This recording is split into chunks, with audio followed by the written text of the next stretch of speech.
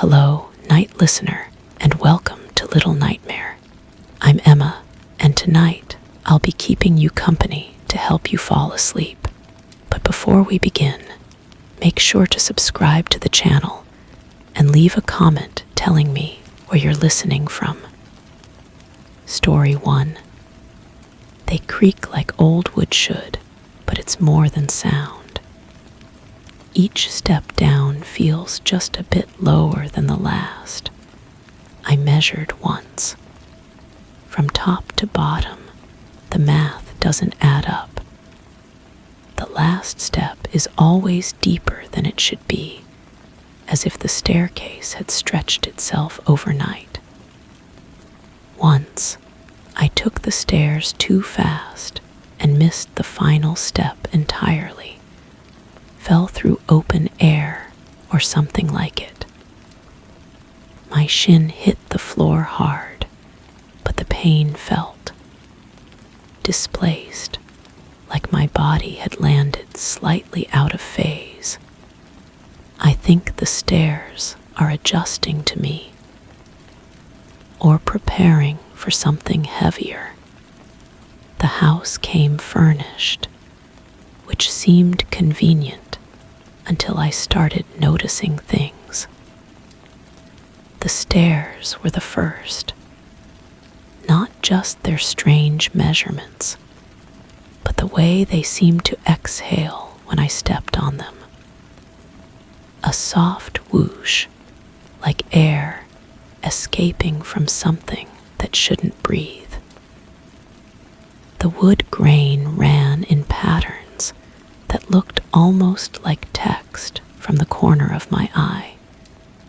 But straight on, they were just ordinary boards. I started keeping a journal. Day 1, 17 steps down. Day 2, still 17, but the descent felt longer. Day 3, I counted 18, then recounted and found 17 again. My handwriting looked shakier each entry, though I felt perfectly steady while writing. The smell started around day 5. Something like wet earth mixed with copper pennies, strongest at the bottom step. I checked for leaks, for mold, for anything rational. The basement was dry. The pipes were fine. But the smell lingered, growing stronger when I stood still, fainter when I moved, as if it were following me rather than emanating from any particular source. By day 8, I was timing my descents. Not with a watch.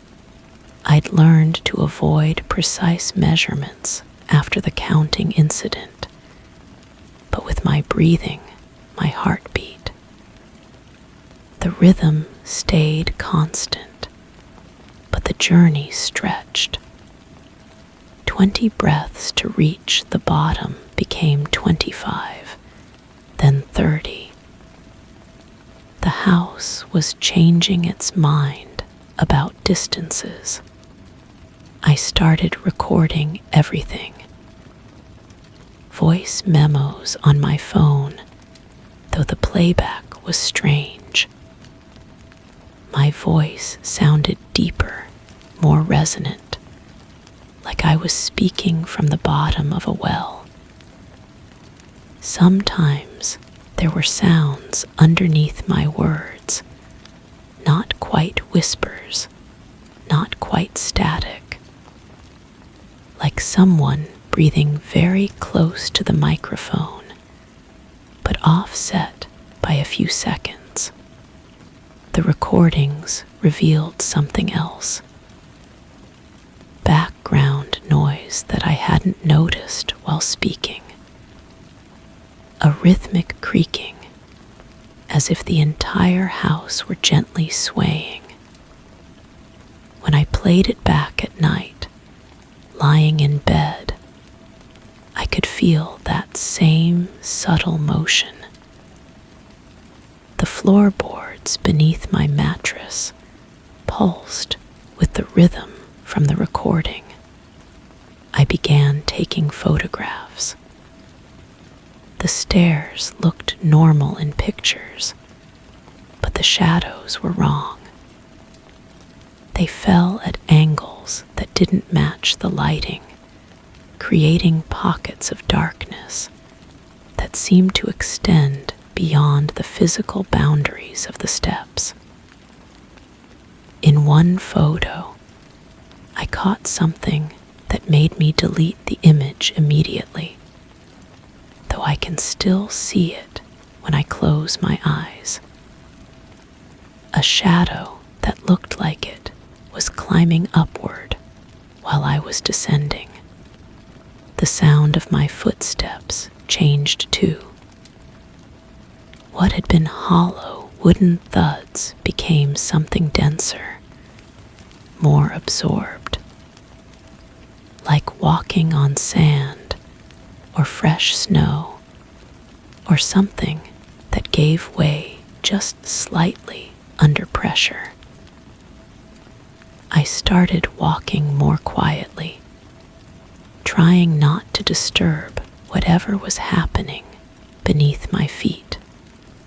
That's when I noticed the temperature variations. The handrail would be cold at the top, warm by the 7th step, cold again at the bottom. Not room temperature fluctuations, but distinct zones that remained consistent. I mapped them, drawing diagrams of hot and cold spots that formed no logical pattern, yet never changed position. The walls started responding to touch. A gentle vibration, almost like purring, when I pressed my palm against the wood paneling. The vibration would travel up my arm and settle somewhere behind my ribs, creating a sympathetic resonance. I found myself touching the walls more often, craving that strange connection. Then came the night I heard footsteps that weren't mine. Heavy, deliberate sounds from below while I stood at the top of the stairs. But when I descended to investigate, the sounds seemed to be coming from above. I ran up and down twice, chasing echoes of my own movement, until I realized the footsteps were perfectly synchronized with mine, but displaced. As if someone were following the same path I'd taken moments before. I set up a camera at the bottom of the stairs, pointed upward. The footage showed me descending normally, but there was a distortion in the image. A ripple effect, like heat waves, that followed my movement down. In the final frame before I reached the bottom, the distortion separated from me entirely, continuing to move after I had stopped. The house was learning my patterns. I could feel it studying me, measuring my weight, my gait, my rhythm. Each descent became a conversation between my body and something that lived in the space between steps. I started varying my routine, taking the stairs at different speeds, skipping steps, even going up backward. But the The house adapted, adjusting itself to accommodate every variation. The smell of copper pennies grew stronger, joined by something organic and earthy. I began to suspect that the stairs weren't just changing shape, they were becoming something else entirely. The wood grain patterns looked more like writing each day, forming characters I almost recognized but couldn't quite read.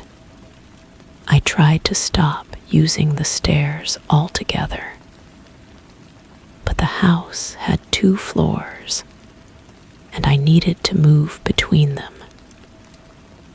Each time I approached the staircase, I felt a pull, not physical, but undeniable. Like the stairs were calling to me, needing me to complete some process I'd inadvertently started. The final descent happened without my conscious decision. I found myself at the top of the stairs, hand on the rail, already moving downward. This time, I felt each step sink beneath my weight, not just slightly, but noticeably. The wood compressed like flesh, then slowly returned to its original shape after I'd passed. As I reached the bottom, I realized I'd counted 19 steps instead of 17. But when I turned to count them going up, there were only 15. The house had rearranged itself around my movement, creating and destroying space as needed. I'm still here, still using the stairs. But now I know they're using me too. Each descent feeds something, teaches it, strengthens it. The house is learning to be more than wood and nails, and I'm helping it, one step at a time.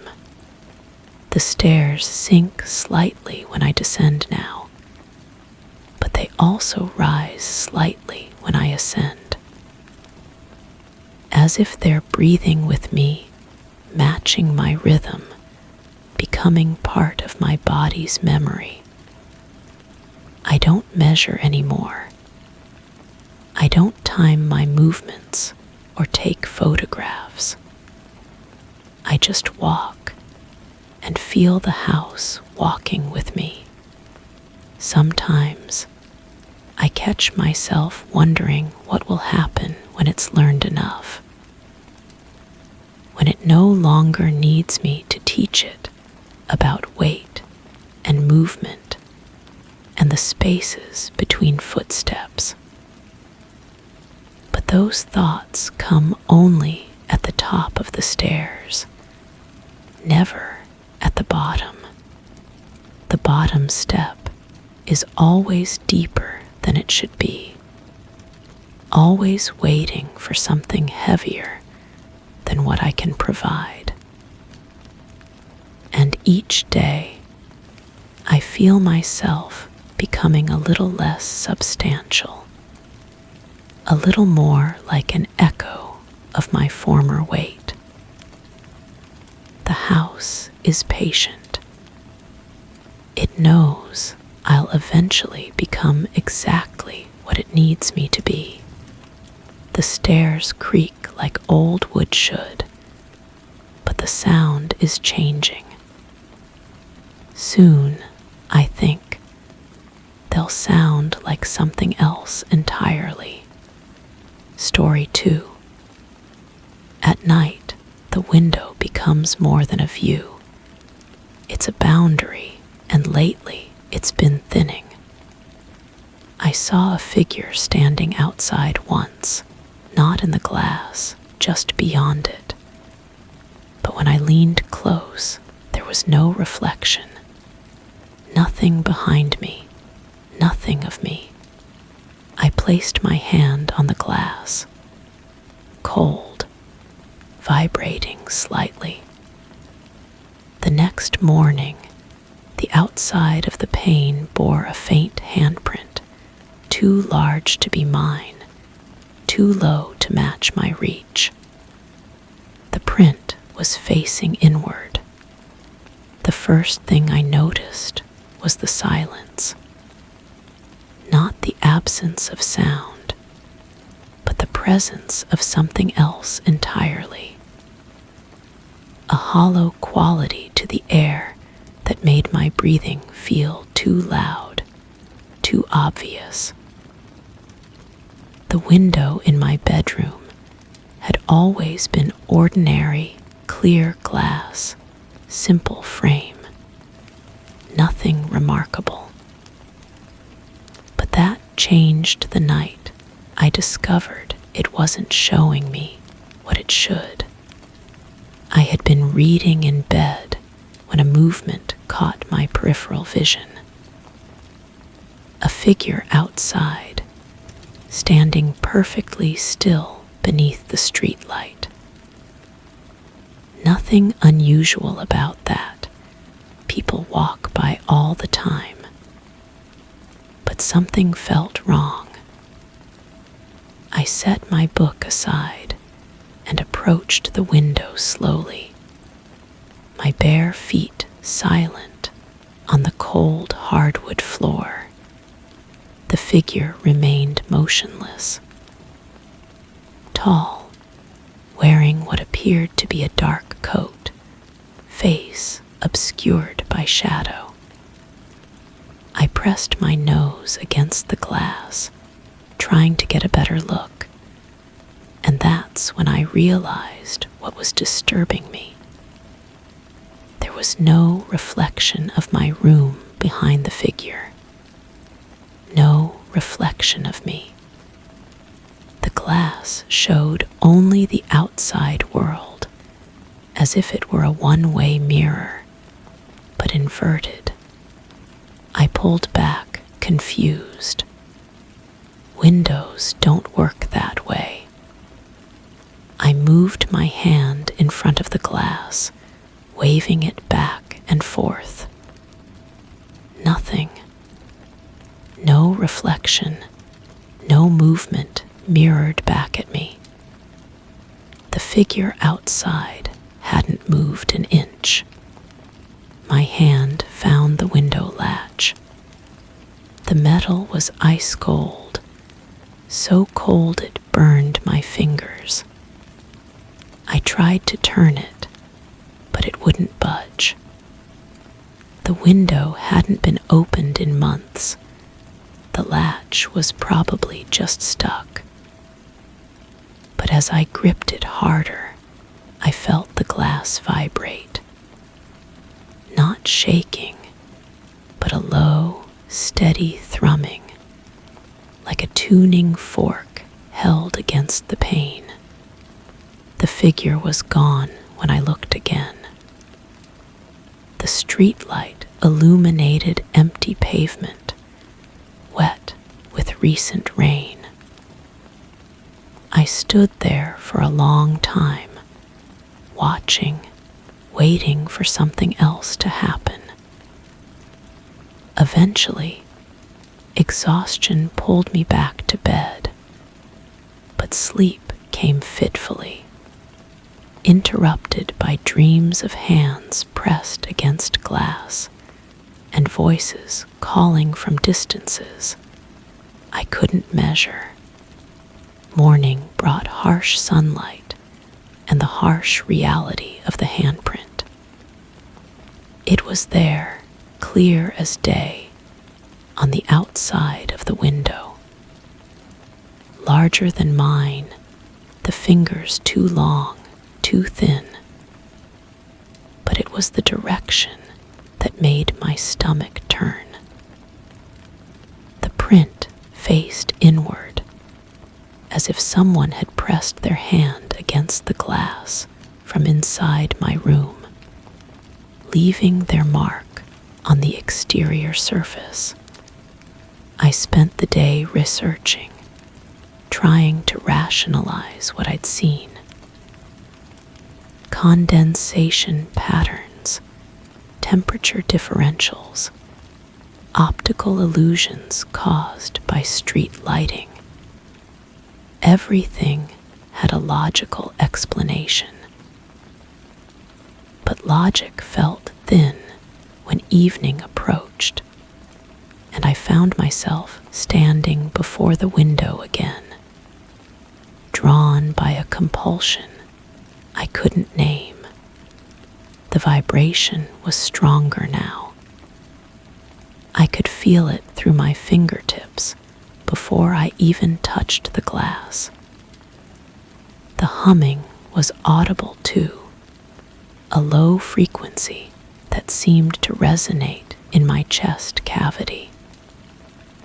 I began keeping a journal, documenting the changes, the temperature fluctuations, the way reflections appeared and disappeared, the subtle shift in the quality of light that passed through the pane. Objects in my room began to feel different. The mirror on my dresser showed my reflection, but sometimes with a delay, as if the image had to travel further than it should. Books fell from shelves without provocation. The hardwood floor creaked in patterns that suggested footsteps, but only when I wasn't looking directly at the source of the sound. I started recording everything with my phone, holding it up to the window, capturing hours of footage. The recordings showed nothing unusual, just a normal window, normal reflections, normal outside views. But when I played them back, I could hear something in the audio. Whispers, voices that seemed to come from inside the phone itself, distorted and fragmented, speaking words I couldn't quite understand. The handprints multiplied, not just on the window, but on mirrors throughout the house, always facing the wrong direction, always too large or too small to be mine. I began to suspect that whatever was leaving these marks existed in the space between reflection and reality, in the thin membrane that separated what was from what appeared to be. Sleep became impossible. The window called to me, its vibration growing stronger, more insistent. I would find myself standing before it in the dark, my hand pressed against the glass, feeling the thrumming penetrate my bones. The boundary was dissolving. I could sense something vast and patient on the other side, something that had been waiting for the barrier to weaken sufficiently. The breakthrough came during a storm. Lightning illuminated the room in stark, irregular flashes, and in those moments of harsh light, I saw them clearly. Figures, not outside the window, but inside the reflections themselves. They moved independently of the world they were supposed to mirror, walking through a landscape that existed only in the glass. Their faces were familiar yet wrong, as if someone had reconstructed human features from memory alone. One of them noticed me watching. It approached the surface of the reflection, its movements fluid and deliberate. As it drew closer, I realized it was wearing my face, but the expression was not mine. The eyes held a hunger I'd never felt, a yearning that seemed to reach across the impossible distance between us. I tried to step back, but my feet wouldn't move. The figure in the reflection raised its hand and pressed it against the glass from its side. I felt compelled to do the same. The moment our palms touched, with the glass between us, the barrier shattered. Not physically. The window remained intact, but something fundamental had changed. The reflections began to bleed through. I could feel the presence of the other room, the mirror world, overlapping with my own. The temperature dropped so suddenly that my breath became visible, and in that mist, I saw shapes moving. Shadows that cast no shadows, sounds that had no source. The figure stepped through, not breaking the glass, but emerging from it like walking through still water. It stood in my room, wearing my face, studying me with eyes that reflected depths I couldn't fathom. We regarded each other in silence, two versions of the same existence, separated by rules that no longer applied. I reached for the window latch, desperate to close whatever had been opened, but the metal had become soft, pliable, warm to the touch. It bent under my fingers like clay. The glass itself began to ripple, and through those ripples, I saw more figures approaching. All of them familiar, all of them wrong. The house began to change around me. Rooms stretched and compressed. Walls breathed with a rhythm that matched my heartbeat. The handprints appeared everywhere now, on every surface, growing larger and more numerous.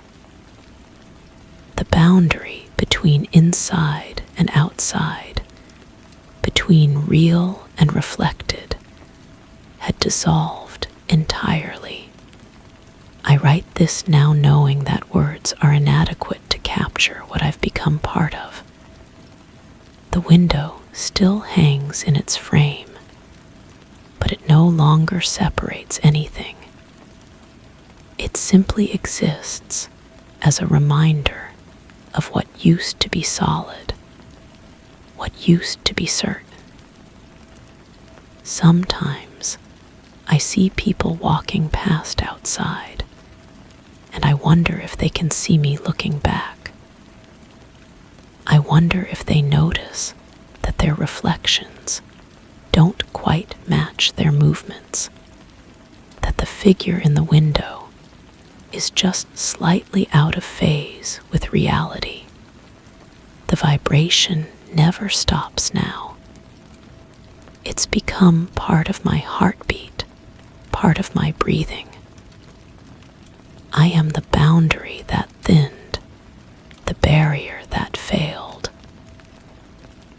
somewhere in a room that mirrors this one, another version of me is discovering that windows can be more than views. They can be doors, if you know how to open them from the inside. Story 3. The door doesn't move. The latch holds. But when I whisper, even from across the room, the air near the closet shifts, barely perceptible, but undeniably there. A hush of movement, as if something inside was drawing closer, listening. I whispered nonsense at first, curiosity, then questions. That's when the breathing changed. It became faster, eager. I stopped. It didn't. Now, even in silence, I feel a pulse from that narrow gap beneath the door. It exhales only when I speak. I don't think it wants answers. I think it wants promises. The phenomenon started during what should have been an ordinary evening. I was arranging books on the shelf opposite the bedroom closet when I noticed the dust motes dancing differently near that corner. They swirled in patterns that defied the room's stillness, creating tiny spirals that seemed to pull inward toward the wooden door. The air itself felt thicker there, weighted with an expectancy I couldn't name. I approached the closet with the casual confidence of someone who had opened that door countless times before. My hand reached for the brass handle, fingers already anticipating the familiar cool metal. But as I drew closer, a whisper escaped my lips. Nothing more than a soft hello directed at the empty room. The response was immediate and impossible to dismiss. The door remained perfectly still, yet the space around it seemed to inhale. A gentle drawing sensation, as if the air itself was being pulled through invisible cracks in the wood. I pressed my palm against the surface, feeling for vibrations, for any mechanical explanation. The wood was solid, unmoved, but somehow alive with a presence that made my skin prickle. I spoke again, louder this time, testing the boundaries of this strange discovery. Can you hear me? The words hung in the air for a heartbeat before that same drawing sensation occurred, stronger now, more deliberate. Whatever was responding wasn't merely reacting to sound. It was responding to my voice, specifically, to the act of communication itself. Sleep became elusive that night. I lay in bed, hyper-aware of every creak and whisper the house made, but particularly attuned to the corner where the closet stood. In the darkness, I could swear I heard the faintest rhythmic sound, not quite breathing, but a soft percussion that seemed to match my own heartbeat. When I held my breath, the sound continued, independent and unsettling. I began documenting everything. A leather journal became my companion, filled with observations about the closet's behavior. The response was strongest when I spoke in whispers, weaker when I raised my voice. Questions seemed to provoke more intense reactions than statements. The presence, for I had begun thinking of it as a presence, appeared most active during the quiet hours when the house settled into its nocturnal rhythm. My experiments grew bolder. I would sit cross-legged on the floor, facing the closet, and conduct one-sided conversations with whatever dwelt beyond that door. I described my day, my thoughts, my fears. The responses became more pronounced, more eager. The air would shift and pulse in ways that suggested not just awareness, but anticipation. The breakthrough came when I whispered a secret, something I had never told another living soul. The reaction was immediate and overwhelming.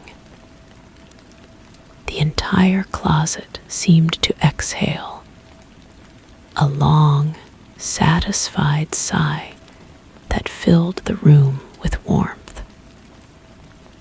For a moment, the presence felt almost grateful, as if it had been waiting for precisely this kind of intimacy. But gratitude quickly transformed into hunger. The next evening, simple conversation wasn't enough. The presence remained quiet, unresponsive, until I offered another confession. And another. Each secret I whispered seemed to feed something that grew stronger, more insistent, more demanding. I tried to ignore it, to return to normal routines. But the closet had become the gravitational center of my existence. Even when I left the room, I could feel its pull, a magnetic insistence that drew me back. My sleep grew fragmented, interrupted by dreams of doors that opened onto endless darkness, of voices that whispered promises I couldn't remember upon waking. The recordings I made revealed nothing. Hours of digital audio captured only my own voice speaking to empty air. Yet I could feel the presence responding, breathing, listening. The gap between what I experienced and what could be measured widened daily, creating a chasm of doubt that threatened to swallow my certainty whole. I began to whisper about things I hadn't done, confessing to sins I'd never committed, sharing secrets that belonged to others. The presence accepted them all with equal enthusiasm, each whispered word drawing it closer to some threshold I couldn't see but increasingly feared. The climax arrived without warning. I was sitting in my usual position, journal open, preparing to document another evening's observations, when the closet door creaked. opened, the latch remained secure, but the wood itself seemed to bow outward, as if something inside was pressing against it from within. I approached with trembling hands, my whispered hello, now a barely audible breath.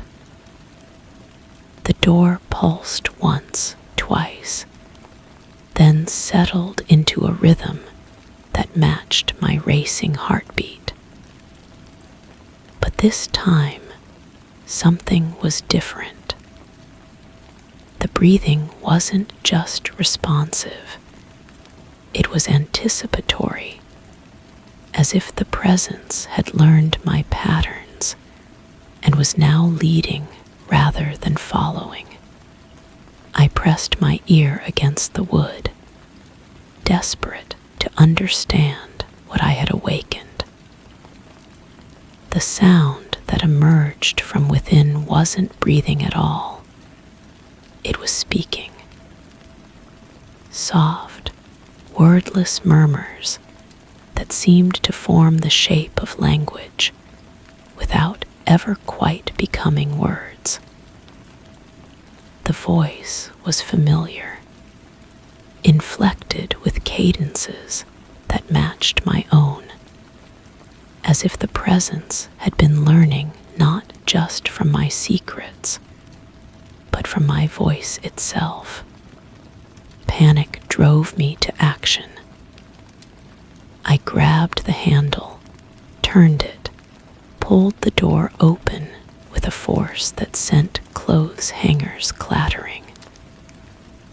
The closet was empty, exactly as it had always been.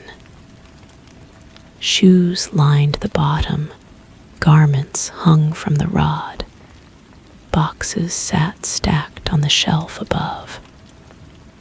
Nothing had changed, yet everything was different. I stepped inside, needing to prove to myself that the space was ordinary, mundane, safe. But as I stood among my belongings, the door swung closed behind me with a soft click.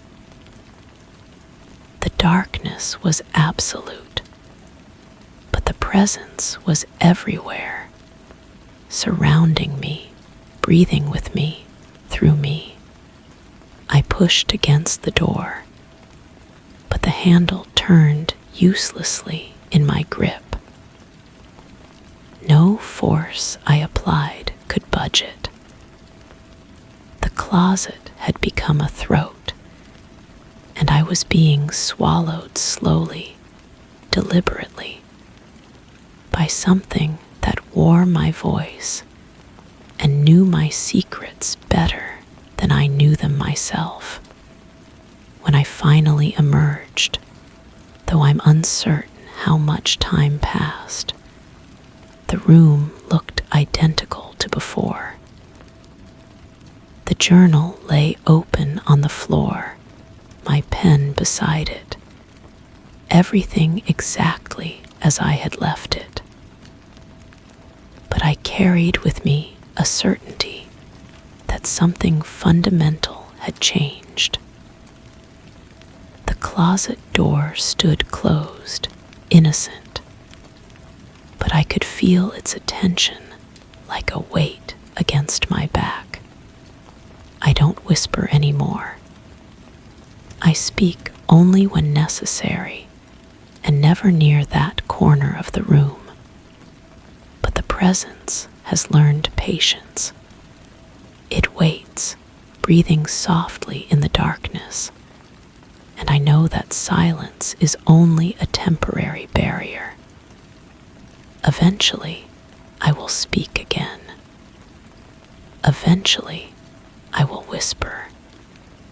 And when I do, it will be ready, having grown strong on the secrets I fed it, having learned the shape of my voice well enough to use it for purposes I can't yet imagine. The closet breathes when I whisper, but now I suspect it might be breathing with my own lungs, speaking with my own voice, wearing my confessions like a second skin. The door remains closed, but I am no longer certain which side of it I'm truly on. Story 4. I began noticing objects just slightly out of place. Nothing dramatic, just unsettling. A chair angled the wrong way. A drawer left open a few inches. I blamed fatigue, absent-mindedness. But one evening I focused, every detail committed to memory. I turned my back for 3 seconds. When I looked again, the salt shaker was upside down. I never touched it. Now I catch faint scuff marks on the floor that don't match my steps. Sometimes I return home and swear the hallway curves just a bit differently. Like the house is trying to become something I haven't seen yet. The changes started small. I'd place my coffee mug on the kitchen counter before heading to the bathroom. When I returned, it would be sitting on the windowsill, still warm. The book I'd been reading would migrate from the couch to the dining table, bookmark intact, but somehow deeper into the story than I remembered reaching. These shifts felt deliberate, purposeful, as if something was testing how much I could accept before questioning my own sanity. I began documenting everything. A notebook filled with sketches of room layouts, photographs taken from identical angles at different times of day. The patterns emerged slowly, like a message written in a language I was only beginning to understand. Objects didn't just move, they moved in response to my routines. The lamp shade would tilt whenever I watched the news. The kitchen chairs would face the hallway when I worked late, as if the house was learning my habits, adapting to accommodate a presence I couldn't quite perceive. The first recording happened by accident. I'd left my phone on the kitchen counter, voice memo app still running from an earlier reminder. When I played it back, beneath my own voice discussing grocery lists, I heard something else. A soft scraping sound, like furniture being dragged across carpet. But the kitchen had hardwood floors, and I'd been standing still the entire time. I played the recording again, volume turned up, headphones pressed tight against my ears. The scraping continued throughout, rhythmic and patient, occasionally punctuated by what sounded like settling wood or gentle tapping against walls. That night, I couldn't sleep. The house felt different in the darkness, more alive somehow. I could hear the subtle groaning of wood beams, the whisper of air through vents. But underneath these familiar sounds was something new. a soft shuffling, as if someone was rearranging furniture in slow motion. I crept to the bedroom door and pressed my ear against the wood. The sounds stopped immediately. When I opened the door, the hallway stretched before me exactly as it always had. But the air carried the faint scent of cedar and something else. Something that reminded me of old photographs and forgotten rooms. I started leaving small markers. A pencil balanced on the edge of the coffee table. A magazine folded to a specific page. Coins arranged in precise patterns on the bathroom counter. Each morning brought new evidence of disturbance. The pencil would be across the room, still perfectly balanced, but now resting on a picture frame. The magazine would be closed, but the pages would feel different under my fingers, as if they'd been carefully studied and returned to their approximate positions. The coins would form new patterns, geometric shapes that seemed almost decorative, almost intentional. The temperature changes came next. I'd walk into the living room and find pockets of warmth near the windows, coolness gathering in corners where no drafts should exist. My breath would fog near the bookshelf, while sweat beaded on my forehead in the center of the room. The thermostat never moved, but the house seemed to be developing its own climate, its own weather patterns that shifted around me like a living thing adjusting to my presence. I decided to stay awake one entire night, positioned in the kitchen with a clear view of the living room. I armed myself with coffee and determination, camera ready, notebook open to a fresh page. For hours, nothing happened.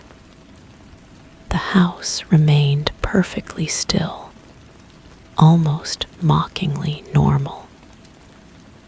My eyelids grew heavy despite the caffeine, and I found myself fighting to stay focused on the empty spaces between furniture where I'd seen shadows move before. Then, in the space between one blink and the next, I saw it. Not movement exactly, but a shift in perspective, as if the room had inhaled and exhaled in a way that changed its proportions. The couch seemed farther from the wall. The coffee table appeared to have rotated slightly clockwise. But when I looked directly at these pieces, they appeared exactly as they always had. Only in my peripheral vision could I catch these subtle transformations. These moments when the house seemed to exhale and settle into a new configuration. I reached for my camera, hands trembling with exhaustion and anticipation.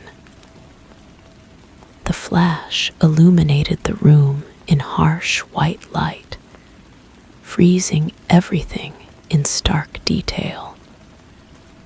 But in the photograph, something was wrong.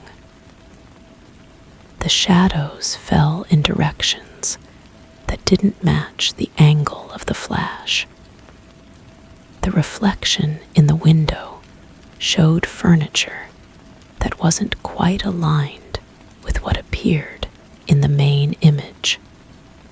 And behind the couch, barely visible in the grainy darkness, was what looked like another room entirely.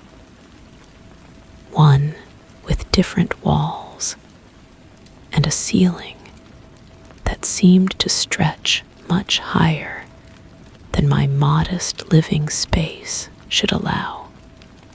I developed an obsession with mirrors. The house had several, and I began to notice that they didn't always reflect what I expected them to. The bathroom mirror would show my face clearly, but the space behind me would sometimes contain furniture that wasn't actually there, or walls with different colors than the ones I'd painted myself. The hallway mirror caught glimpses of rooms I'd never seen, spaces that seemed to exist just beyond the edges of my actual home. I started avoiding my own reflection, focusing instead on what these glass surfaces revealed about the expanding geography of my supposedly familiar space. The breaking point came during what should have been an ordinary evening. I was preparing dinner, following a routine I'd performed hundreds of times before. I turned to reach for a knife from the block, and when I turned back, the cutting board was covered with perfectly julienned vegetables. I hadn't touched them. The knife was still in my hand, clean and unused. But somehow the preparation had been completed in the seconds my back was turned. The vegetables were cut exactly as I would have done it, with the same precision and care I always took with my cooking. I stared at the cutting board, trying to rationalize what had happened. Perhaps I'd prepared them earlier and forgotten. Perhaps fatigue had caused me to black out for a moment. But the vegetables were still fresh, still releasing their crisp scent into the air. And when I looked closer, I realized they were cut better than I could have managed, with a perfection that suggested infinite patience and skill. That night, I heard footsteps in the hallway. Slow, deliberate steps that matched my own gait exactly. I lay in bed, listening to what sounded like another version of myself, walking the same path I'd taken just minutes before.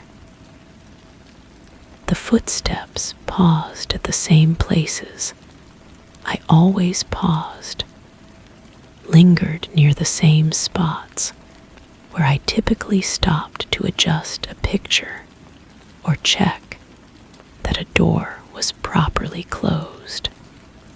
But I was motionless under my covers, heart pounding as I listened to this echo of my own movements being performed by someone or something else. When I finally gathered the courage to investigate, I found the hallway empty but warm, as if a body had just passed through. The floorboards creaked under my feet in the same rhythm I'd heard from my bedroom. But now, I was the one making these sounds. I began to wonder if the house was somehow recording my presence, playing back my movements and habits when I wasn't actively occupying a space. The next morning, I woke to find my notebook filled with handwriting I didn't remember producing. The entries were in my own script, describing observations and theories about the house's behavior, but with details I'd never noticed and conclusions I'd never drawn. The handwriting grew more elaborate as the entries continued, as if whoever was writing was becoming more comfortable with the pen, more confident in their observations. The final entry, dated that very morning, contained a single line that made my blood run cold. The house isn't changing. You are. I tried to leave. I packed a bag and headed for the door, but something stopped me on the threshold. The air outside felt thin, insufficient, like trying to breathe at high altitude. The familiar street looked wrong, as if it were a carefully constructed backdrop rather than a real neighborhood. I stepped outside and immediately felt a pulling sensation, not physical but psychological, as if part of me was being stretched thin by the distance from my front door. I made it as far as the sidewalk before the discomfort became unbearable. Inside, the house felt different, more attentive, more present. The walls seemed to pulse gently, like a slow heartbeat, and I realized I could feel my own pulse synchronizing with this rhythm. The house wasn't just rearranging itself anymore. It was rearranging me. Or perhaps I was rearranging myself to fit its needs. I couldn't tell where the boundary lay between my consciousness and whatever intelligence governed this space.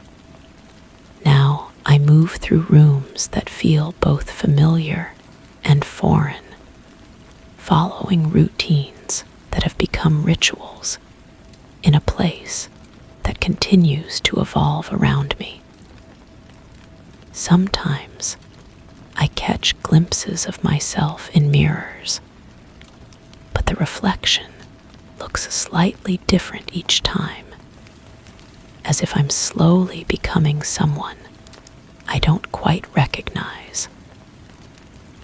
The person in the mirror moves with more purpose, arranges objects with more intention, and sometimes appears to be looking at something just beyond my field of vision. I've stopped trying to document the changes. The notebook writes itself now, filling with observations and insights that feel true, even though I don't remember thinking them. The house has become a collaboration between what I was and what I'm becoming. And in the quiet moments between one breath and the next, I wonder if I was ever really the one doing the rearranging at all. Story 5.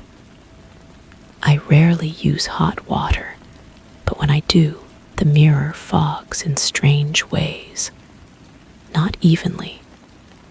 Patterns form circular impressions, lines that fade too slowly. Once I saw something drawn in the fog, a symbol I didn't recognize. I wiped it away and cut my palm on the edge. Since then, I've started letting the fog settle longer. Faces appear now, not mine, not anyone I know. Sometimes they stare. Other times, they're turned slightly, listening. The more I ignore them, the clearer they become.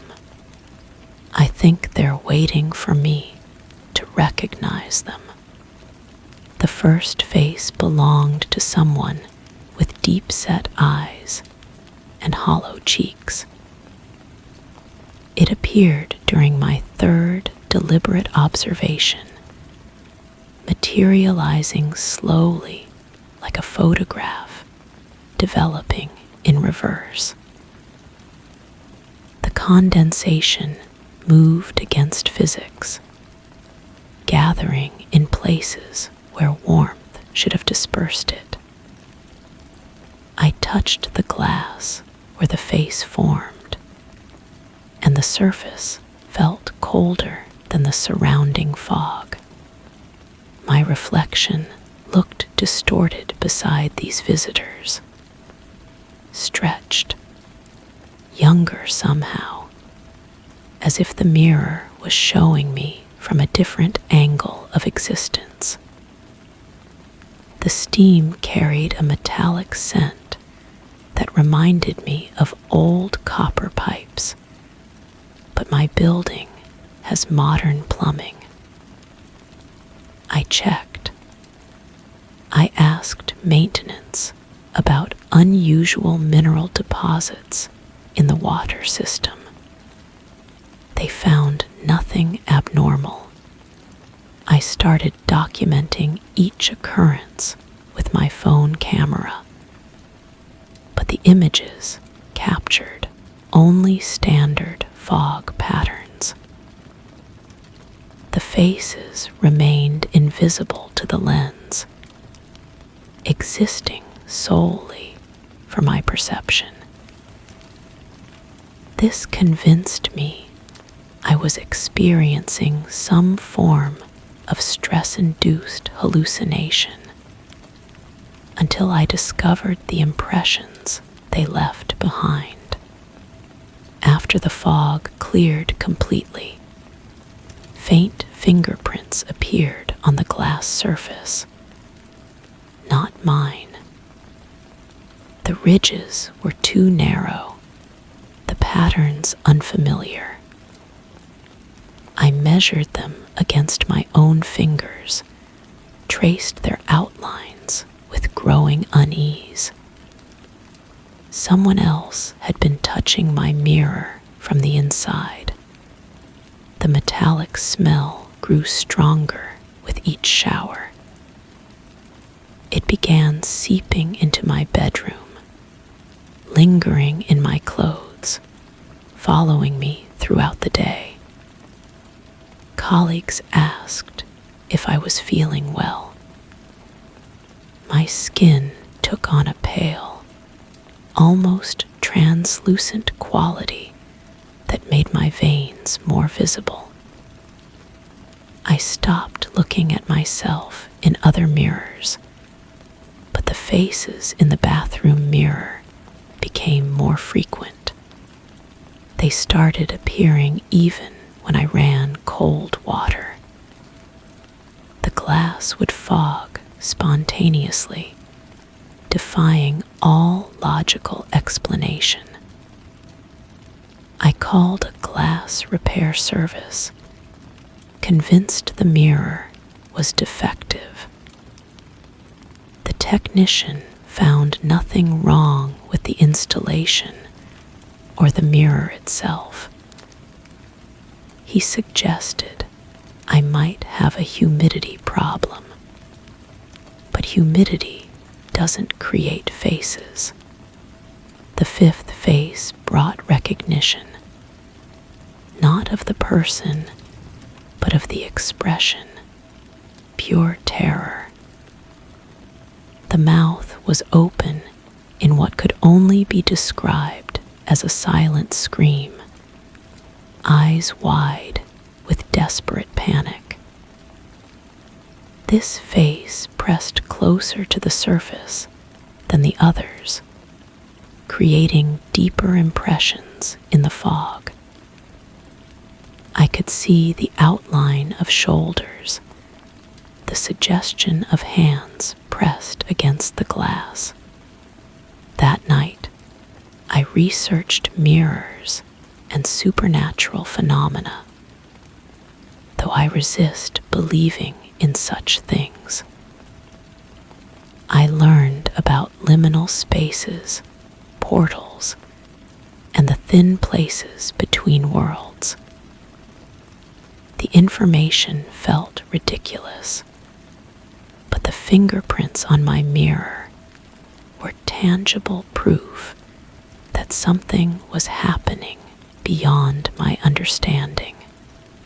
I began experimenting with different water temperatures, different lighting conditions, different positions in the bathroom.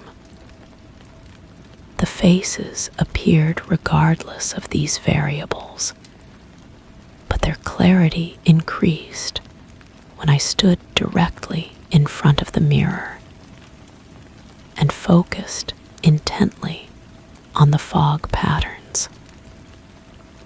They seemed to feed on my attention, growing more defined with each concentrated observation. The sixth face was smaller than the others, younger. It appeared in the lower corner of the mirror, where a child might stand. The features were delicate, innocent, but the eyes held the same terror I'd seen in the previous face. This one moved differently, turning its head as if trying to see around me, looking toward the bathroom door with desperate hope. I started leaving the bathroom light on at night. The faces appeared even in darkness, faintly luminescent against the black glass. They never disappeared completely anymore, hovering just beneath the surface of perception, waiting for the right conditions to manifest fully. The breakthrough came when I placed my hand directly on the glass during a manifestation. The cold intensified, spreading up my arm like frostbite. The face on the other side aligned with my palm, and I felt pressure pushing back against my touch. The barrier between us was thinning. I could hear them now. Not voices exactly, but vibrations transmitted through the glass. Rhythmic tapping, like Morse code or desperate knocking. The sounds were clearest when I pressed my ear against the mirror, though the cold made prolonged contact painful. They were trying to communicate, to warn me about something. The revelation arrived with the seventh face. It appeared with unusual clarity, every detail perfectly defined in the fog. The features were familiar because I'd seen them before, though never in my bathroom mirror. This face belonged to someone who had lived in my building years ago. Someone who had died in circumstances no one liked to discuss. The fog began forming even when I wasn't using water. I would enter the bathroom to find the mirror already clouded, faces pressed against the surface with increasing urgency. They were running out of time, and somehow, so was I. The metallic smell had become overwhelming, tinged now with something organic and unpleasant. I realized the faces weren't trying to frighten me. They were trying to warn me. The terror in their expressions wasn't directed at me, but at something behind me, something approaching through the same space they occupied. The mirror wasn't just showing me visitors from another realm. It was showing me my future. The glass began to bulge outward during the 8th manifestation. The surface rippled like water, and I could see hands pressing against it from the inside. The faces were more animated now, mouths moving in urgent, silent warnings. They were pointing behind me, their eyes wide with panic. I turned to look, but the bathroom appeared normal. When I looked back at the mirror, my own face was among theirs now, wearing the same expression of terror. The fog was clearing, but I remained trapped in the glass, watching myself from the inside as something else occupied my reflection's place in the real world.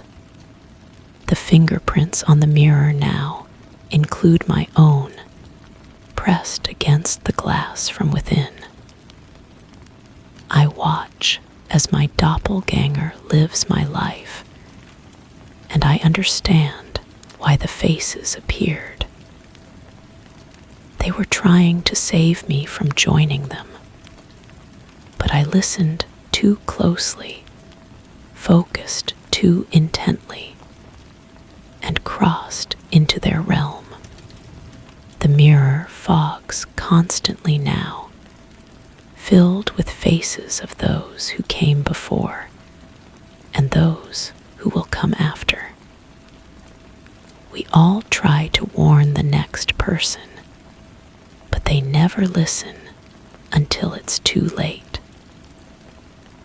The cycle continues, and I've become part of it, watching helplessly as new faces appear in the fog, hoping someone will finally understand our warnings before they join us behind the glass. Story 6. It's the lowest drawer, the one I never use. One day it wouldn't shut completely, and when I opened it, I found a key I hadn't misplaced yet. I checked my bag. The original was still there. I tested the duplicate. It worked. Days later, the same happened with a photograph. Then a glove.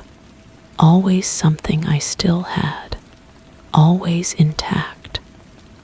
But the versions in the drawer were slightly worn. A scratch, a crease, like they'd already been used and forgotten. I've stopped opening it. I'm afraid it'll start containing people I haven't let go of. The first sign something was wrong wasn't the key itself, but the sound it made when I picked it up. soft, metallic whisper, like coins settling in a pocket. My actual key had never made that sound. I held both versions side by side, turning them over in my palm. The weight was identical, the teeth perfectly aligned, but the duplicate felt warmer, as if someone had been holding it for hours. I placed it back in the drawer and tried to close it again. The wood scraped against something, refusing to slide shut. When I pulled it open, the key had moved to the corner, though I was certain I'd left it in the center. I grabbed it quickly and slammed the drawer closed, the sound echoing through my apartment like a gunshot. That night, I dreamed of unlocking doors I'd never seen before. The photograph appeared 3 days later. This time, I heard the drawer open by itself while I was in the kitchen. The sound was unmistakable. That slow, deliberate slide of wood against wood, followed by a soft thud. When I investigated, I found a copy of the picture sitting on my desk, the one of me and my sister from last summer. The original was still tucked safely in my wallet, but this version looked different somehow. The colors were slightly faded, the edges softened, as if it had been handled too many times. I compared them under the lamp. In the duplicate, my sister's smile seemed smaller, more distant. The background was the same, but the shadows fell differently across our faces. Most unsettling of all, there was a small water stain in the corner that hadn't been there before, as if someone had cried on it. I started keeping a notebook, documenting everything I found. The pattern was always the same.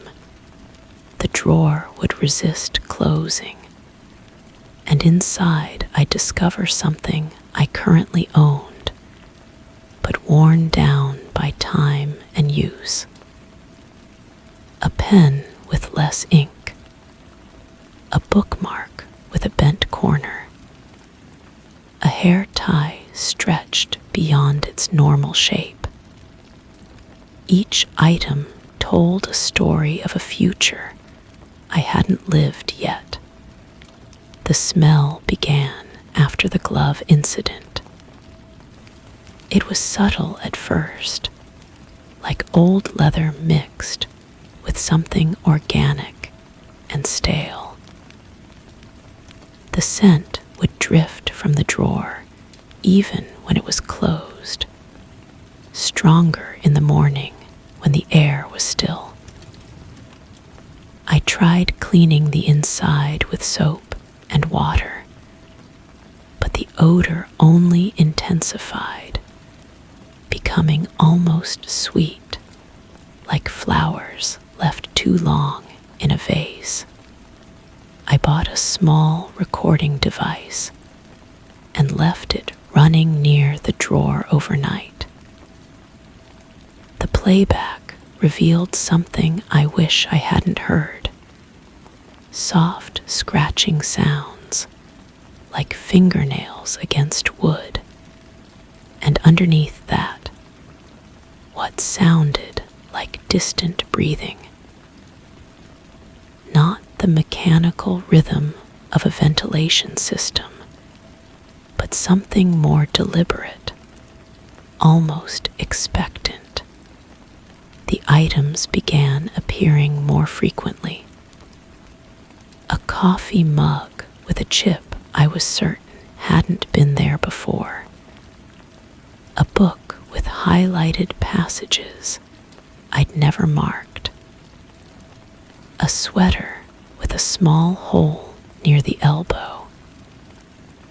Each discovery made me check my possessions obsessively, confirming that yes, I still owned the originals, and no, they showed no signs of wear. I started avoiding the room entirely, but the drawer seemed to sense my absence. I'd return to find it slightly ajar, as if whatever was inside was testing the boundaries of its containment.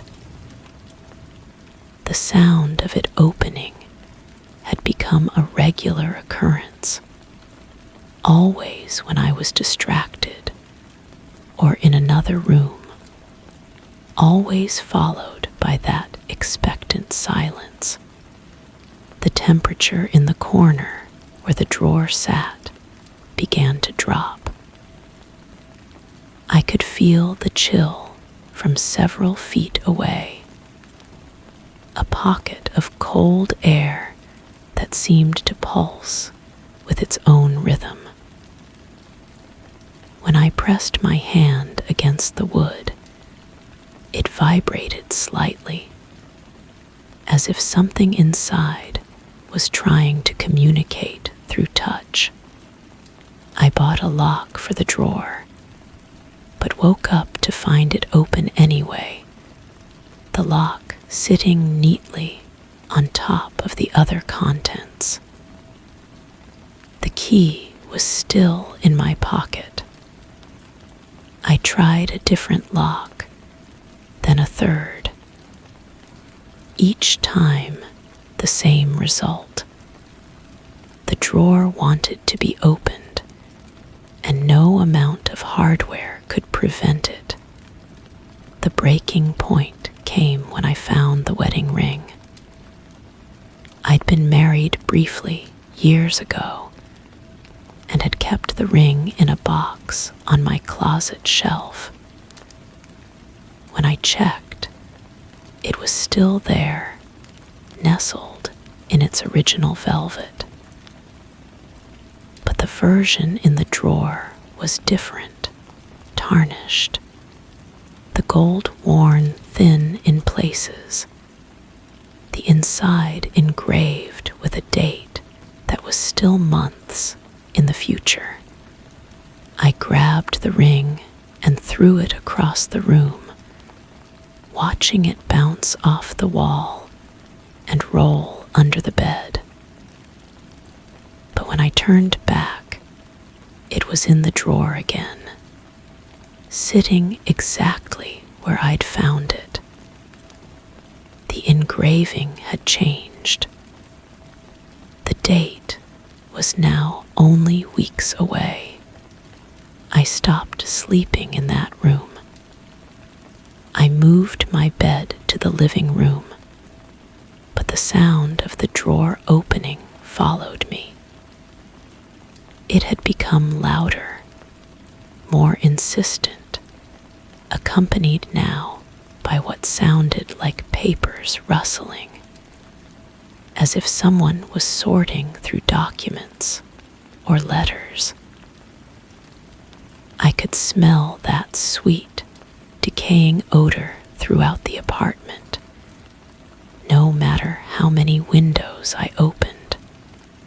The final discovery shattered whatever rationalization I'd been clinging to. I found a driver's license with my photo, but the expiration date was decades past. The picture showed me, but older, more tired, with lines around my eyes and gray streaking through my hair. The address was the same, but the signature was different, shakier, uncertain, as if written by someone who'd forgotten how to hold a pen properly.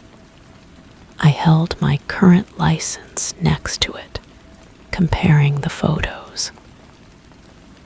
The older version wasn't just aged, it was haunted.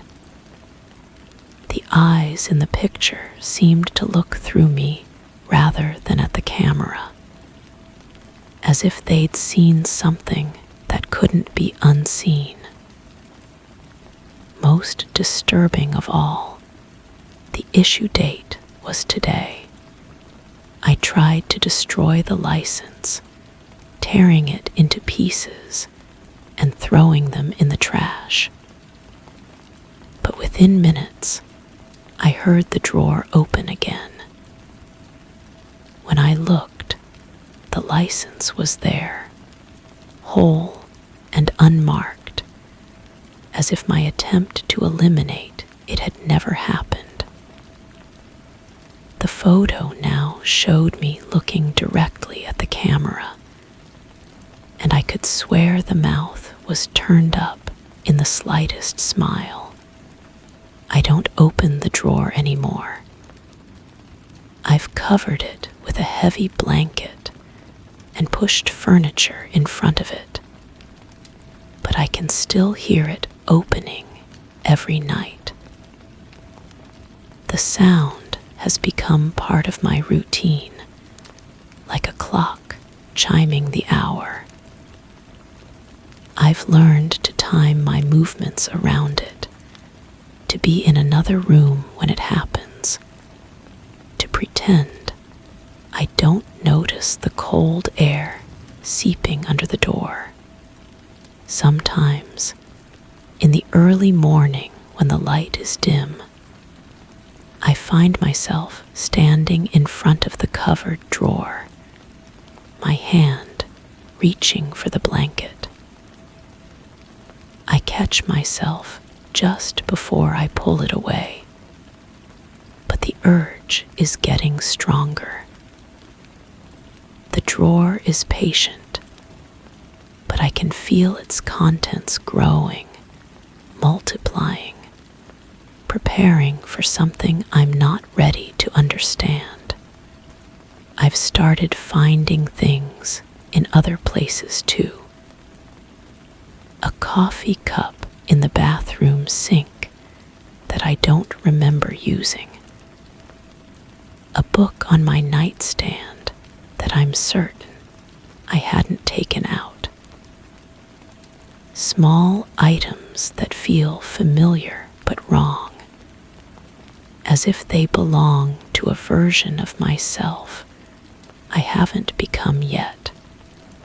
The drawer has taught me that ownership is more complicated than I thought. These aren't just objects. They're evidence of choices I haven't made, mistakes I haven't committed, losses I haven't experienced. They're fragments of a future that feels increasingly inevitable, and I'm beginning to understand that trying to avoid it might be what brings it closer. I've stopped trying to rationalize what's happening. The drawer contains things I haven't lost yet, but I'm starting to realize that yet is the most terrifying word in the English language. It suggests certainty, an unavoidable progression towards something I'm not prepared for. The items aren't random. They're a catalog of my future regrets, displayed like specimens in a museum of things that will matter to me only after they're gone. The sound of the drawer opening has become a lullaby, strange and comforting in its consistency. I've learned to listen for the subtle variations in its rhythm, the way it pauses sometimes, as if waiting for me to respond. I don't know what would happen if I did. I don't know what would happen if I finally opened it myself and looked inside at everything I'm destined to lose. But I'm running out of reasons not to find out. Story 7. I thought it was the pipes, occasional creaks and echoes in the night. But these sounds are different, too rhythmic, too patient. When I shift in bed, it answers with a tap. When I breathe deeply, it follows with a soft rustle, like skin brushing against plaster. I pressed my ear to the wall and whispered, "What are you?" The response wasn't a voice. It was a feeling, a low thrum, like a heartbeat pulsing through drywall. Since then, I've been sleeping elsewhere, but some nights I wake up with my back against the wall, even though I don't remember moving. The texture of the wall has changed. What used to be smooth, painted drywall now feels slightly rough under my fingertips, like sandpaper worn smooth by countless touches. The paint seems warmer than it should be, radiating a gentle heat that spreads up my arm when I press my palm against it. The scent in the bedroom has shifted too.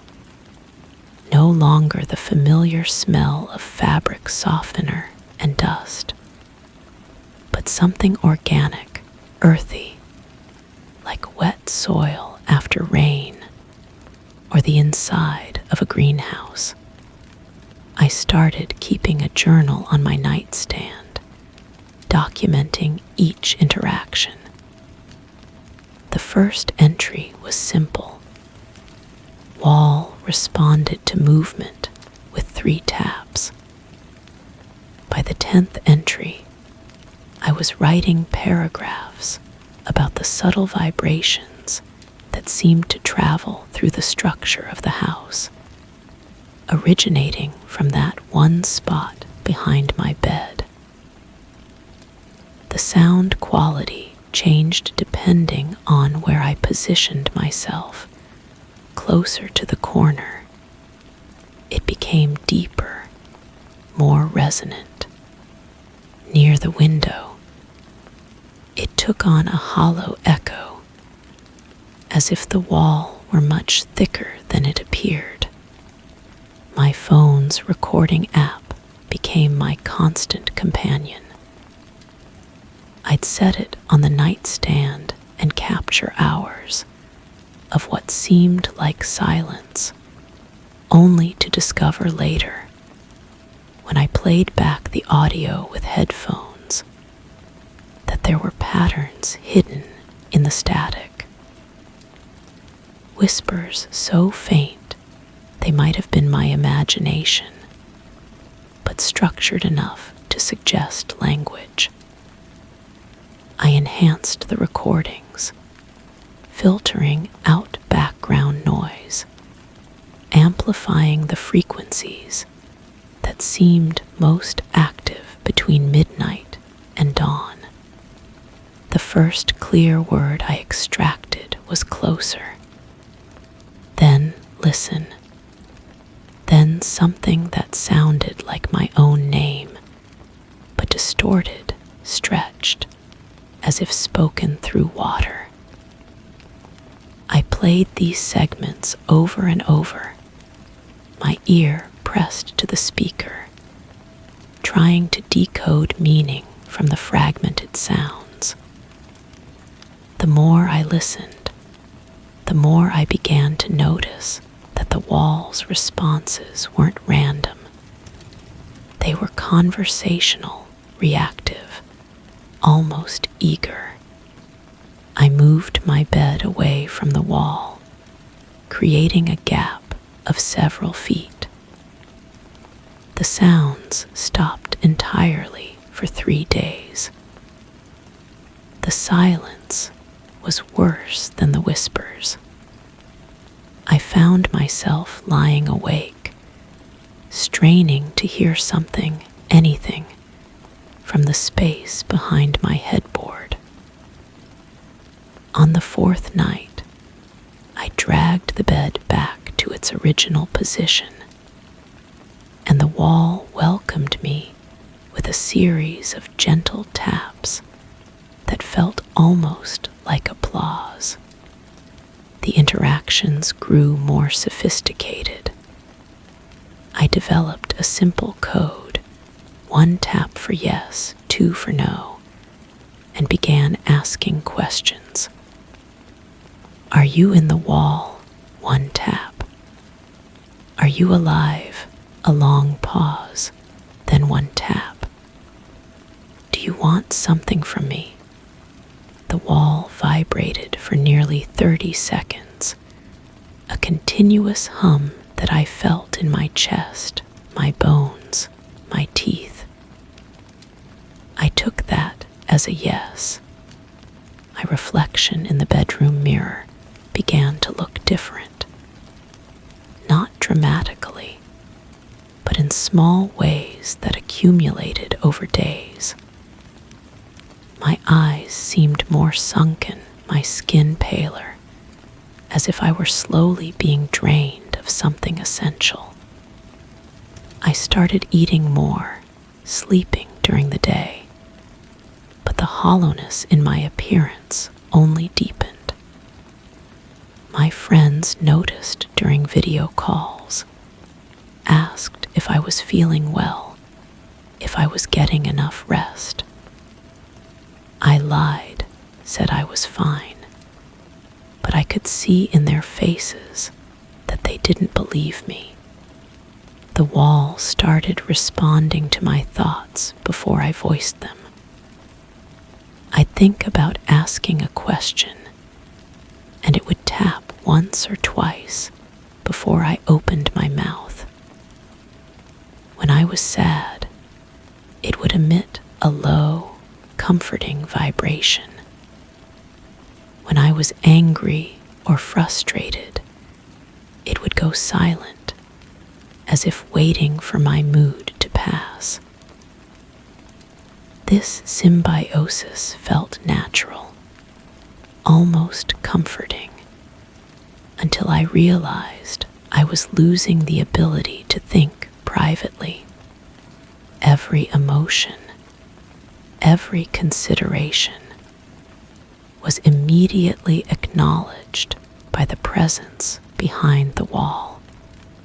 I brought a friend over, someone I trusted, someone who wouldn't judge me for what I was experiencing.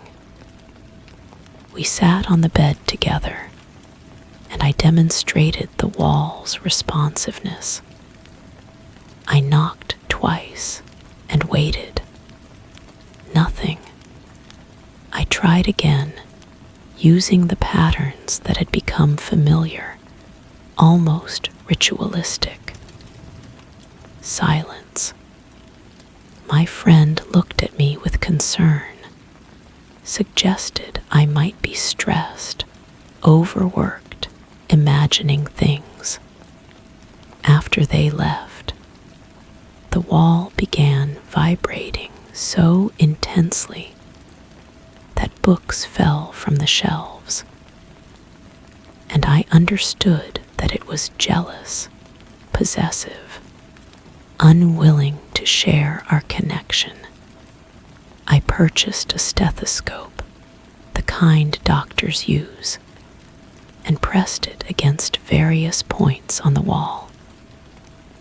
Through the amplified sound, I heard something that made my blood freeze, breathing. Not the mechanical rhythm of pipes or settling wood, but organic, deliberate inhalation and exhalation. The breathing was slow, measured, and it synchronized with my own. When I held my breath, it stopped. When I exhaled, it followed. We were breathing together through the wall, as if sharing the same lungs. The final escalation came during a particularly intense session of communication. I had been asking more complex questions, trying to understand what the presence was, what it wanted, why it had chosen me.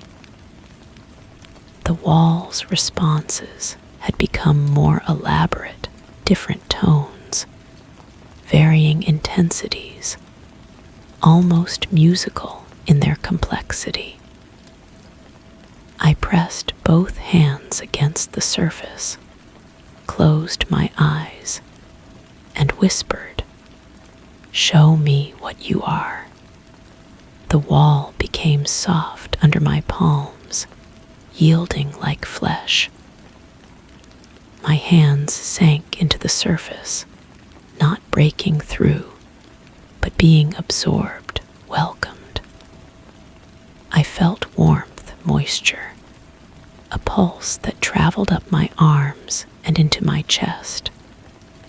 For a moment, I was connected to something vast and ancient, something that had been waiting behind that wall for longer than I could comprehend. The sensation was overwhelming, not painful, but so intimate, so complete, that I lost sense of where I ended and it began. When I pulled my hands away, they were clean, unmarked, but I could still feel the echo of that connection in my bones.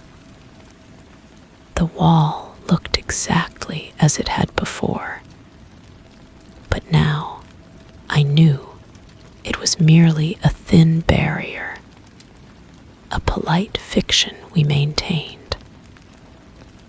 Something lived behind it, something that had been watching me sleep, listening to my dreams, learning the rhythms of my life.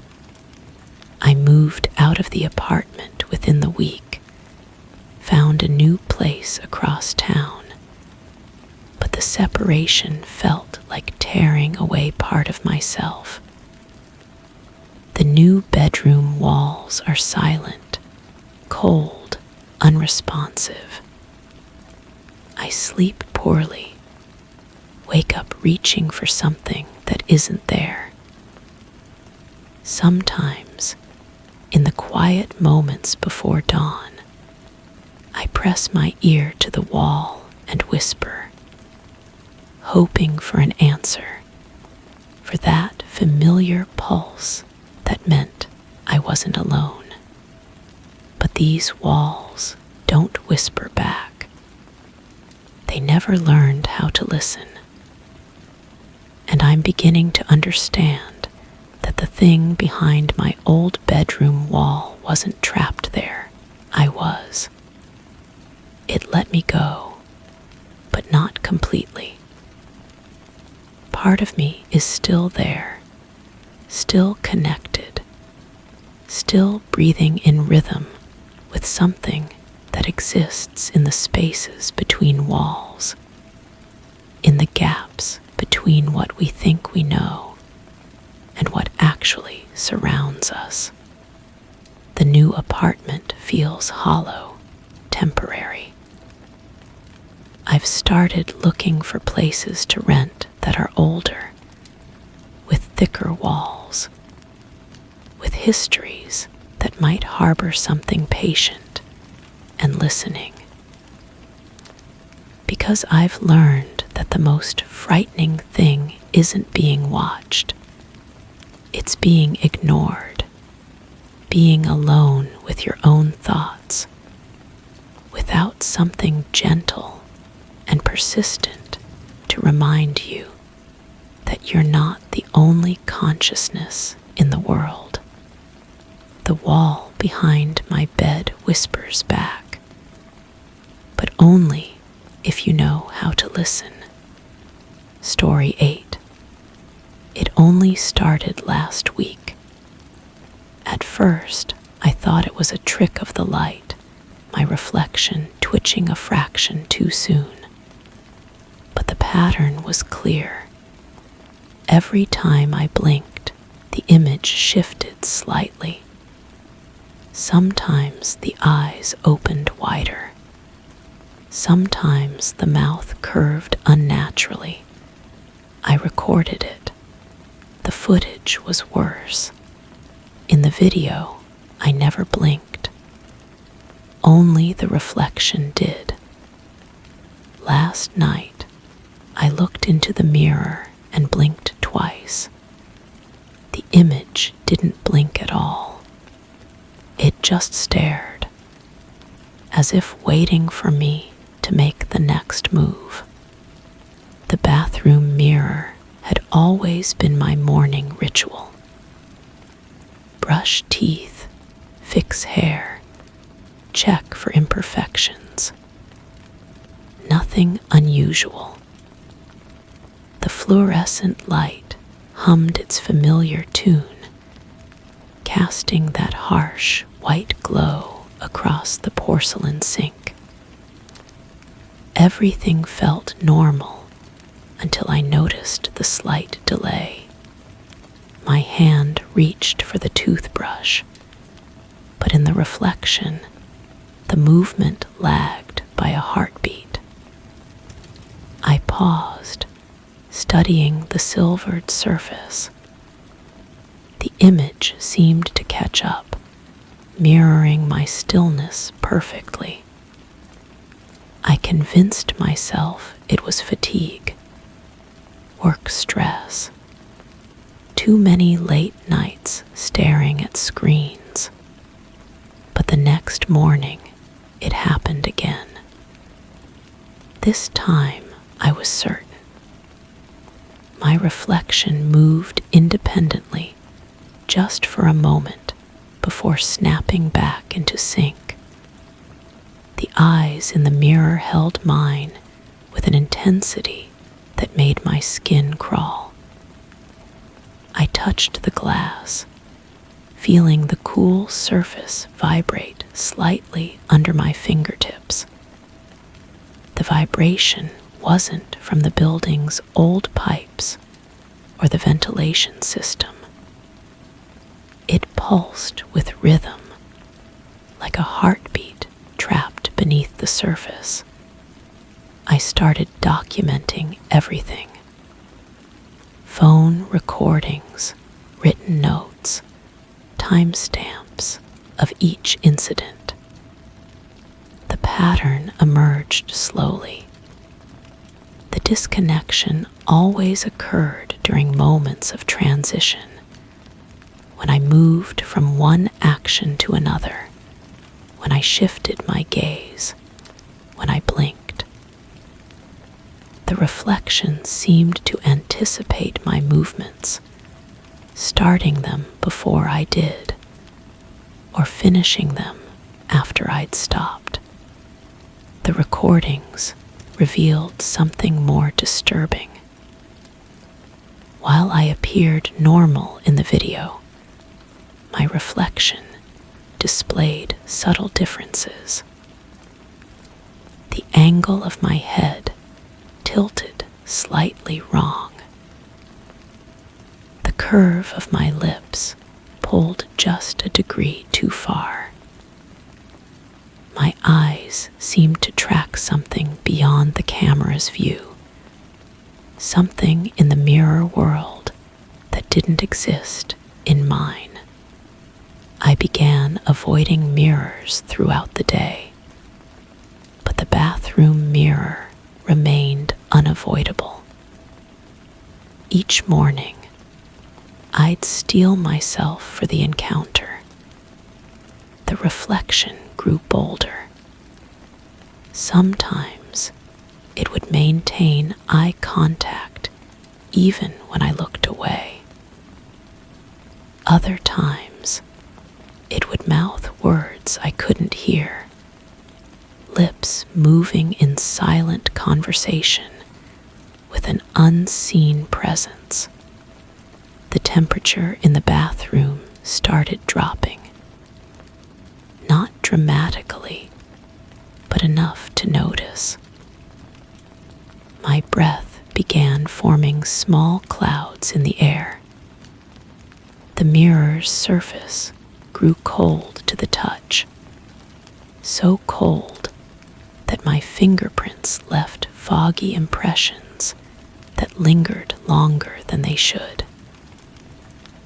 When I wiped the glass clean, the condensation reformed in patterns that looked almost like writing, but in no language I recognized.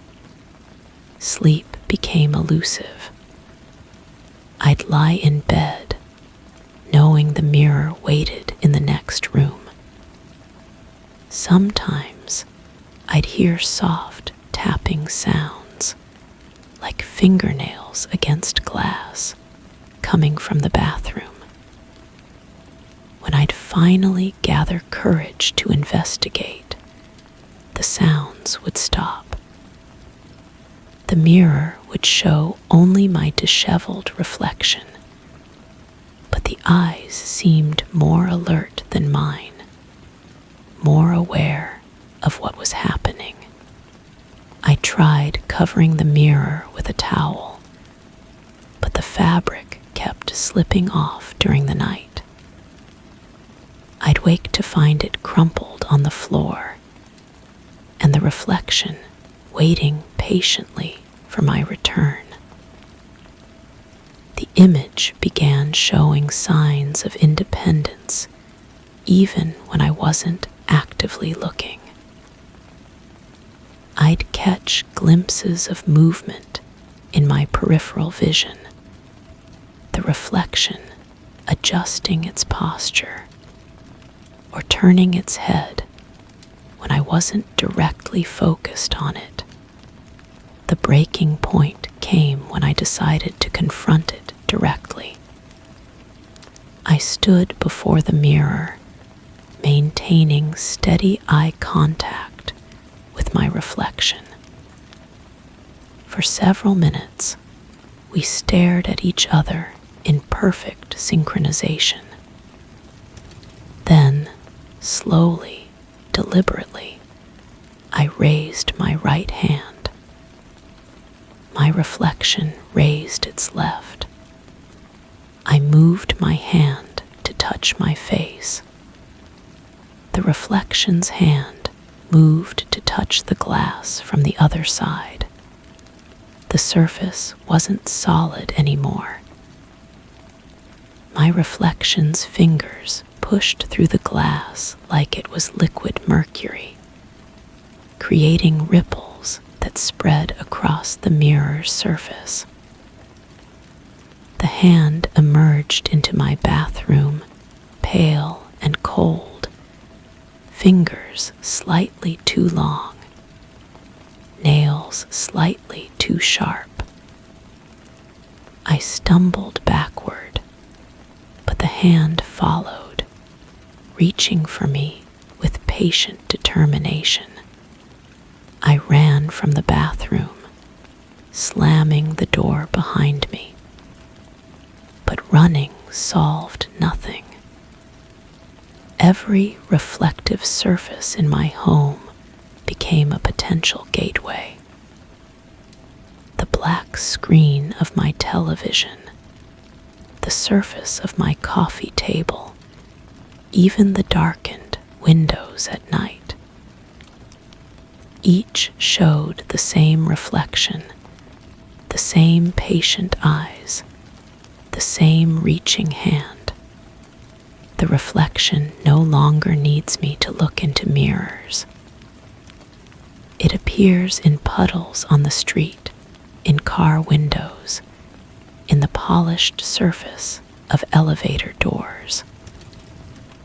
Always watching, always waiting, hand sometimes emerges from these surfaces too, leaving wet fingerprints on objects I touch later. Other people don't seem to notice, but I can feel those fingerprints, cold and slightly damp, wherever I go. The worst part isn't the terror anymore. It's the growing certainty that my reflection is becoming more real than I am. I catch myself mimicking its movements instead of the other way around. When I speak, I hear an echo that comes before my words, not after. My own hands feel foreign now, as if they belong to someone else who's slowly learning to use them. The reflection has stopped reaching for me. Instead, it waits. It knows something I don't, something about the nature of mirrors and what lies beyond them. Every surface that shows my image is a doorway, and I'm beginning to understand that I'm not the one on the right side of the glass. I no longer know which world is real, which person is the reflection. The face in the mirror smiles now, and I feel my own mouth curve in response. The hand that emerges from the glass feels more familiar than my own. The cold touch of those fingers on my skin feels like coming home. The transition is almost complete. Soon, I'll step through the mirror and take my place in the reflected world. The person reading this will look into their own mirror and see me staring back, patient and waiting, ready to reach through the glass and begin the cycle again. The reflection moves when you blink, but soon you'll move when it does. Story 9. The room feels tighter every morning, not claustrophobic, just compressed. My shelves edge closer to the center. The door sticks slightly more than before. I tried measuring. Numbers don't lie, but the room disagrees. At night, I hear soft clicks like wood expanding. Not sudden, intentional. I once left a lamp on and stayed awake. Nothing moved. But the moment I nodded off, I jolted awake to find the ceiling fan missing. Simply gone. The dust ring where it had been was still there. I never heard a thing. The space isn't shrinking. It's evolving. The first sign was the carpet pattern. I'd memorized every twisted line in the burgundy weave during countless sleepless nights. 3 diamonds aligned with the foot of my bed, 12 steps from window to door. Now there are only 10 steps. The diamonds have shifted closer together, their edges touching where gaps used to exist. The fibers feel different under my bare feet, denser, like they're being pressed from below. I started keeping a journal. Ink on paper feels real when everything else becomes questionable. The pen scratches against the surface with a reassuring friction. document each change. The bookshelf moved 2 inches toward the center. The window frame appears narrower. The light switch sits lower on the wall. My handwriting grows smaller each entry, as if the shrinking room demands economy of space, even in my thoughts.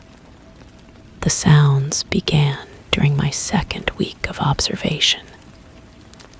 Soft whispers emanating from the heating vents, too muffled to understand, but too clear to ignore. I pressed my ear against the metal grate and heard what sounded like someone reading my journal entries back to me. My own words, in my own voice, but with different emphasis. The pauses fell in wrong places, turning familiar sentences into foreign incantations. I disconnected the heating system. The whispers continued. My phone started acting strangely. The screen would flicker when I tried to photograph the room, capturing images that showed my space as it was weeks ago. Wider, airier, normal. But when I looked at the saved photos later, they matched the current compressed reality. The device felt warm in my hands, vibrating at irregular intervals, like a heartbeat growing anxious. The mirror above my dresser began reflecting things that weren't there. Not dramatically, just small discrepancies. My reflection would blink a fraction of a second after I did. The room behind me in the glass contained furniture I'd never owned. A rocking chair in the corner, a painting of a forest where my window should be. When I turned around, everything remained unchanged. But the mirror insisted on its own version of truth. I decided to stay awake, really awake. I consumed enough caffeine to keep a small village alert and positioned myself in the center of the room, surrounded by notebooks and pens. I would catch the room in its transformation. I would document the impossible. The air grew thick as the hours passed. My breathing became labored, as if the oxygen itself was being compressed along with everything else.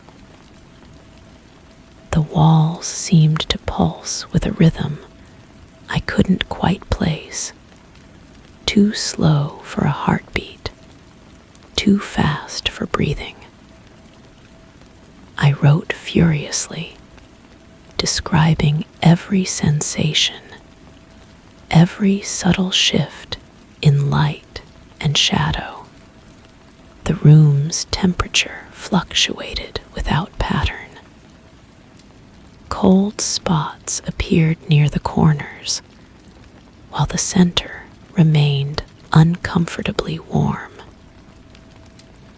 My skin grew clammy, and I noticed my reflection in the mirror had begun to sweat, though I felt dry. The ceiling pressed down with invisible weight, creating pressure behind my eyes that made focusing difficult.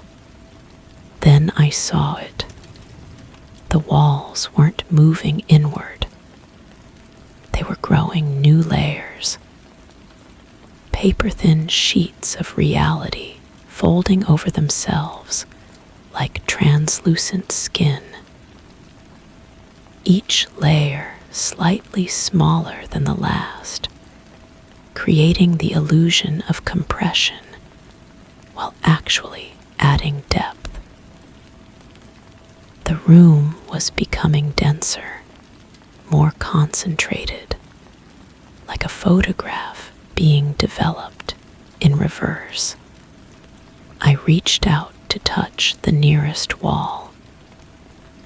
My fingers passed through the first layer, then the second, before meeting resistance at the third.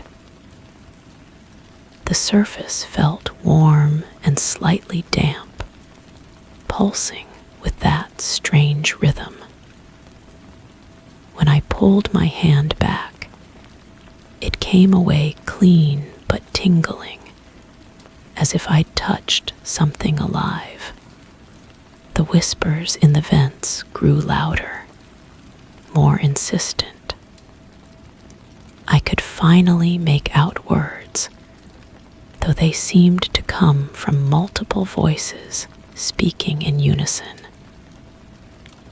They were reciting coordinates, measurements, architectural specifications, blueprint details for a room that didn't match mine, but felt intimately familiar. My journal entries began writing themselves. I would start a sentence, then watch my hand continue moving across the page, forming words I hadn't intended. The handwriting remained mine, but the thoughts belonged to someone else.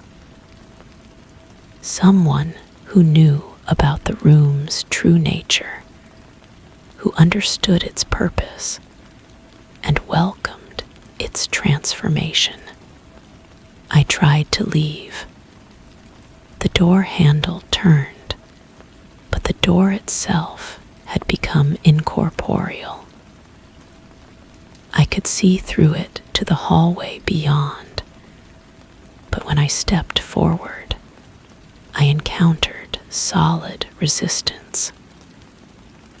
The exit existed only visually, a cruel reminder of the world I could no longer reach. The mirror began showing me sleeping. Even while I stood wide awake, staring at my own reflection, the image showed me curled on the bed, eyes closed, peaceful.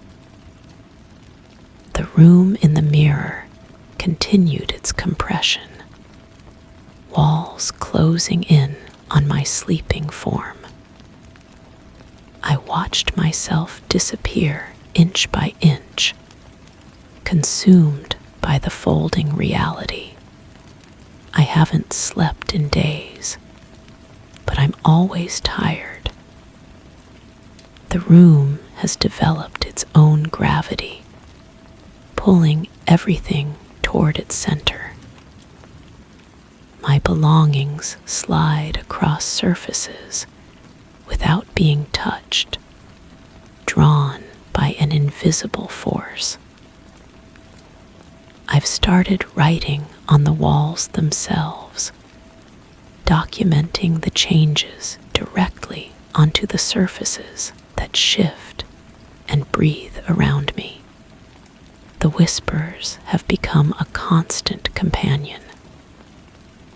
They tell me stories about other rooms, other people who discovered the same phenomenon.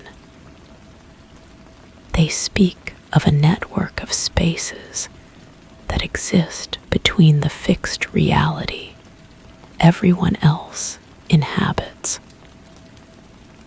Transitional zones where the rules bend and reshape themselves according to need. I understand now. The room isn't shrinking. It's concentrating, distilling itself into something purer, more essential. And I'm part of that process. My presence feeds its transformation. My observations give it purpose. The more I watch, the more it becomes. The walls have grown close enough that I can touch both sides simultaneously.